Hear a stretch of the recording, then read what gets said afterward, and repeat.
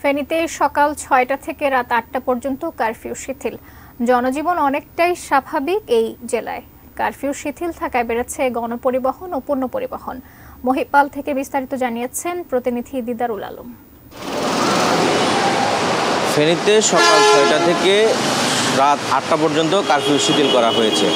আপনারা জানেন যে দীর্ঘ সময় ধরে গণপরিবহন বন্ধ থাকার পর গত ২-৩ দিন আগ থেকেই কিন্তু গণপরিবহন চলাচল শুরু হয়েছে এবং আমরা সকাল থেকে কিন্তু এখানকার অনেক যাত্রীর সাথে কথা বলেছি। তারা আমাদেরকে যেমনটি জানিয়েছেন যে আসলে গণপরিবহন কিন্তু স্বাভাবিক নিয়মেই চলছে এবং এখানকার যারা গণপরিবহনের সাথে জড়িত রয়েছেন, শ্রমজীবী যারা রয়েছেন, তারা বলছেন যে আসলে আগের মতো নির্দিষ্ট সময়ে কিন্তু আসলে গণপরিবহনগুলো ছাড়ছে না।